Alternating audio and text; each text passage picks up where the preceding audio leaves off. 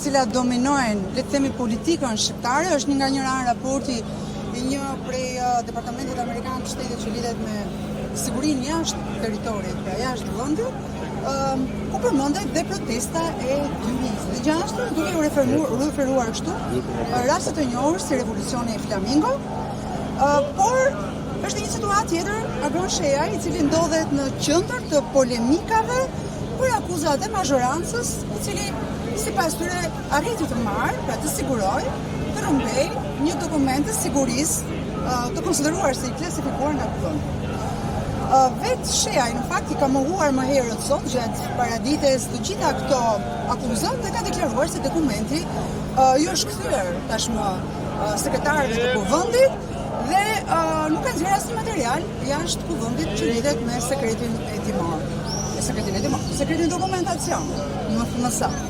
Pikërisht për këtë çështje, ne sot kemi Agron Shejaj në shesh këtë radhë nga kuvendi në sheshin e Flamingo. Sa mendoni që Shqipëria dhe pikërisht kjo protestë është sot pjesë e raportit të sigurisë të prej departamenteve i quajtur OSAC, që lidhet me sigurinë jashtë teritorit? Kjo është një ngjarje shumë e rëndësishme për Shqipërinë, është ngjarja më e rëndësishme pas protestave të Mëshit. Për herë të parë qytetarët shqiptar kanë dalë pothuajse 2 muaj që dalin për ditë në terren, në bulevard, dhe siç e thotë edhe raporti. Një protestë që filloi si një protestë mjedisore, u kthye shumë shpejt në një protestë që kërkon jo vetëm dorëheqjen e qeverisë Rama, por kërkon largimin e kësaj klase politike, ndryshimin e gjithë sistemit politik, ku një tuf politikanësh të korruptuar ju kanë nxjerrë jetën qytetarëve shqiptarë të 50 vjet dhe i kanë kërkuar ata të largohen nga Shqipëria. Në fakt, konsideroni këtë si një njohje të rëndësishme që i bëhet lëvizjes qytetare, apo thjesht një vlerësim të sigurisë që Shtetet e Bashkuara kanë përkashi? Ajo që është e rëndësishme është që jo vetëm Departamenti Amerikan i Shtetit, por media të rëndësishme, disa nga mediat më të rëndësishme botërore, nga CNN, The Bloomberg, The Guardian, Reuters, e kanë pasqyruar protestën në mënyrë të vazhdueshme dhe kanë përshkruar të vërtetën e protestës, jo atë që tenton të shesë Tirana, gjëja janë iranian, serb, grek, gjëja kjo është një protestë anti-amerikane, anti-trampiane, shumë është fare vërtet. Kjo është një protestë kundër një qeverie të korruptuar, që qytetarët shqiptarë nuk duan që e të largohet, është shumë e thjeshtë. Kështu që vëmendjen kjo protestë ka marrë sepse ka 2 muaj që qytetarët shqiptarë vazhdojnë të protestojnë për ditë. Dhe normal ta merrte vëmendjen e tyre. Besoj se kështu s'ka nisur të arrijmë 100, por çfarë dokumenti morën nga kuvendi? Unë mora një dokument të drejtë, fitova një të drejtë, dhe themi rëmbeva një të drejtë, se do ta themi. Një drejt kur të mohohet duhet ta rëmbesh. Unë kështu mendoj se duhet të veproj të gjithë. Kur të mund jam edukuar nga prindrit e mi, më kanë thënë Agron, kur të bëjnë padrejtësi duhet të reagosh, duhet të luftosh për të drejtat e tua. Dhe kështu e duket edhe fëmijët e mi, të luftojnë, mos të dorëzojnë. Ishte drejta ime që të kisha akses të ai dokument, të posedoja dokument në ambientet e kuvendit. Dhe këtë kam bërë.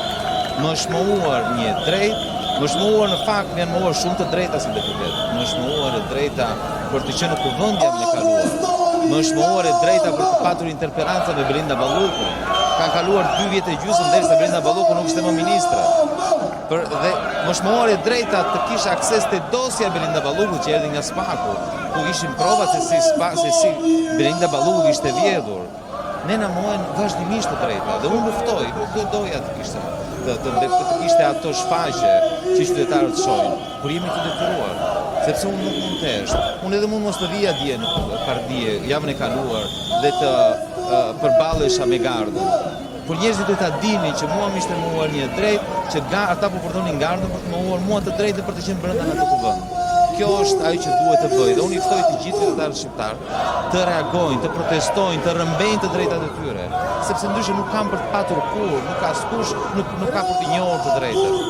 Pavarësisht kësaj, Agron t'ju deri diku e more dënimin, le të themi në thonjza nga kuvendi me përjashtim 60 ditë. Sigurisht është një afat shumë i gjatë për një deputet për të shtuar detyrat që ka dhe misionin që ka deputeti në kuvendin e Shqipërisë. Po me këtë kuvend që kemi ne, domethënë djem që nuk është se ke humbur në një gjë, por ajo që doja të ishte që duhet të ndëroj.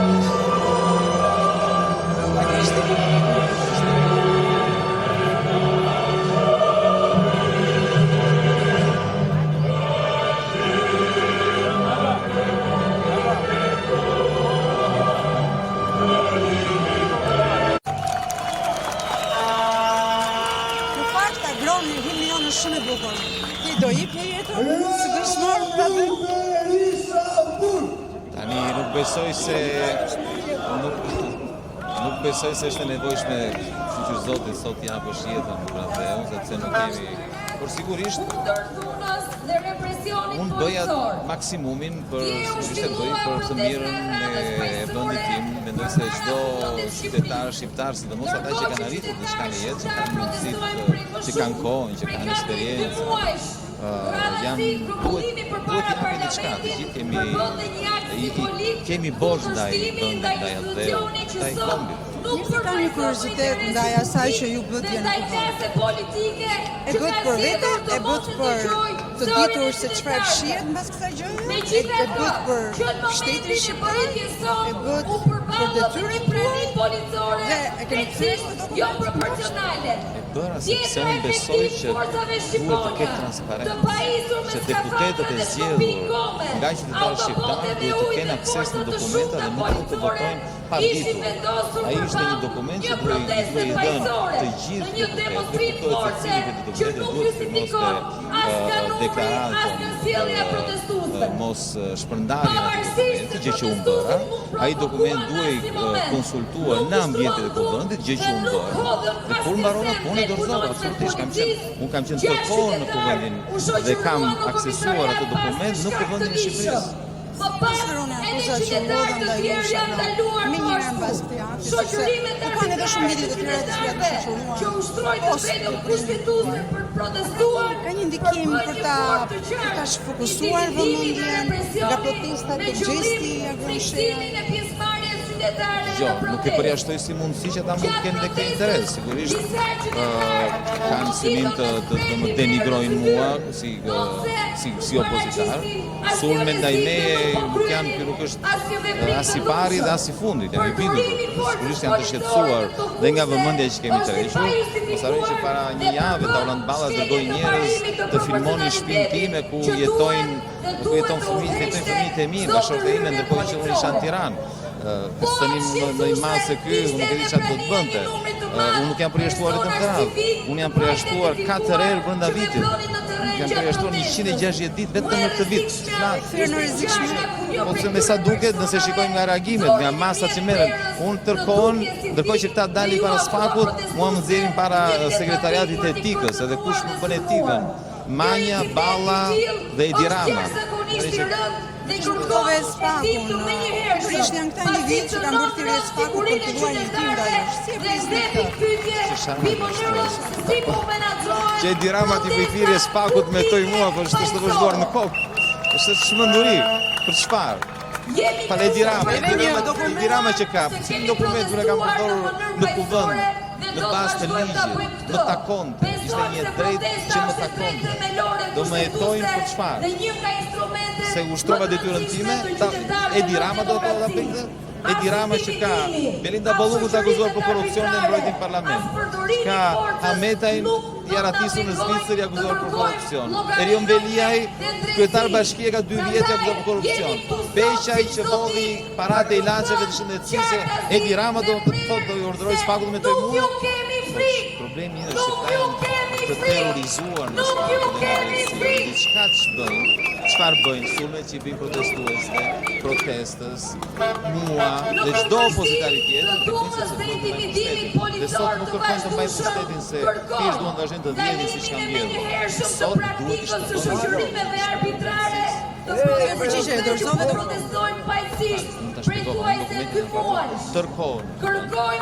Aq sa e kam patur, e kam konsultuar, dhe çfarë shënojnë.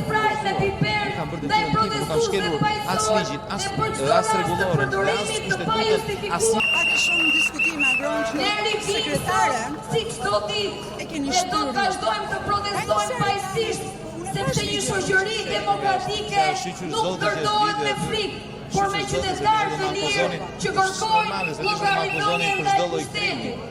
Do t'jemi këtu derisa institucionet publike t'i rikthehen shoqërisë në interesin kolektiv.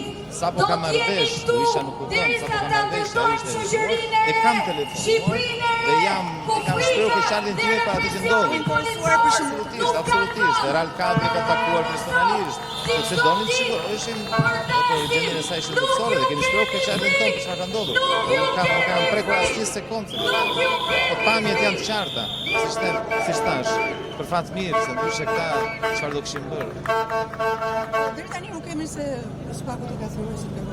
Por ballë regjimi ka pasur shumë njerëz Është i çuditshëm, po shqyr zotit, Spaku nuk është aq i çuditshëm, po ta kontrollonin këta, sigurisht do më thënë.